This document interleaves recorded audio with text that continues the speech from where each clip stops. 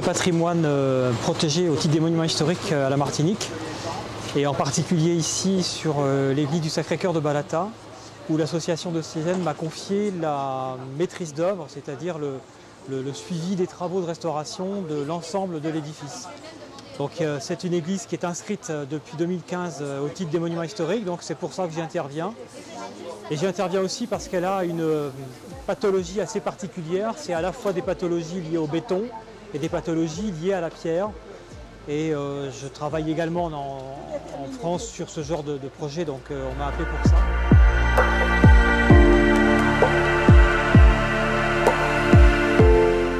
Aujourd'hui, c'était la première étape de restauration, c'est la phase d'urgence où il a fallu déposer la statue du Sacré-Cœur, qui était vraiment, elle est en béton, elle est vraiment très altérée avec des pertes de matière et des chutes de matériaux.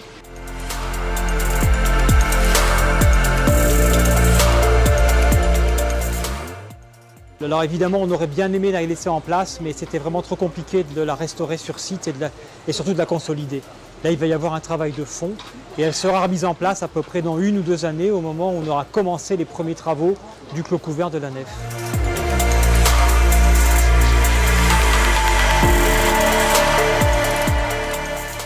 Donc je suis le chantier du Sacré-Cœur de Balata dans le cadre du contrôle scientifique et technique qui est exercé sur ce monument historique, qui est également reconnu par la mission Patrimoine en péril. Donc il y a une attention particulière du ministère de la Culture sur ce chantier, donc qui va être financé en partie par le loto du patrimoine.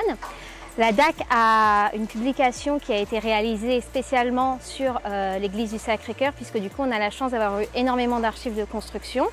Néanmoins, la particularité, c'est que c'est une construction qui a quand même été réalisée un petit peu de façon empirique sur le modèle de Montmartre, mais du coup il y a beaucoup de choses qu'on ignore malgré la documentation et les archives et l'âge relativement récent du monument.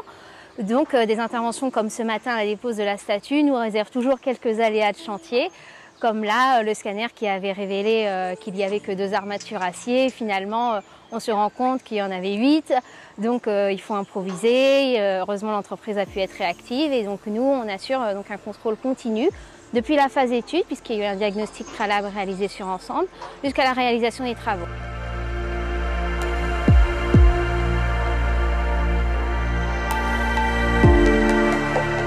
On a réussi à descendre la statue sans la dégrader. C'était le gros challenge, c'était d'avoir une statue en très mauvais état et d'aller arriver à la descendre sans l'abîmer plus que ce qu'elle n'était, donc sans la rénover par la suite.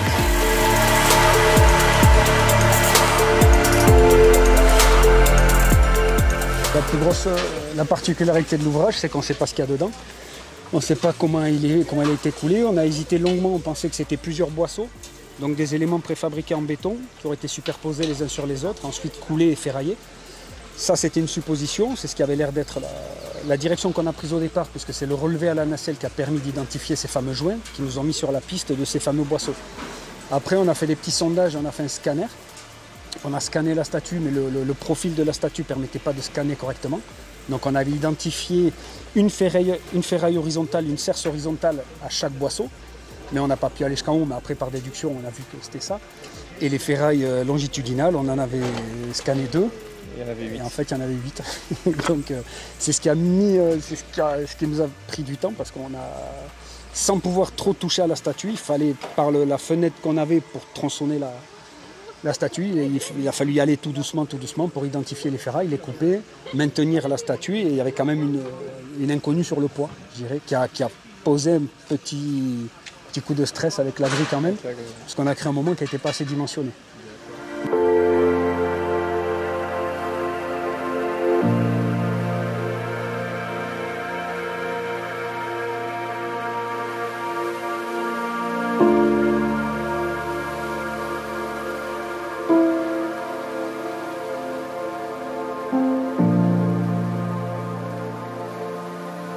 Nous, c'est qu'on fait de la maçonnerie.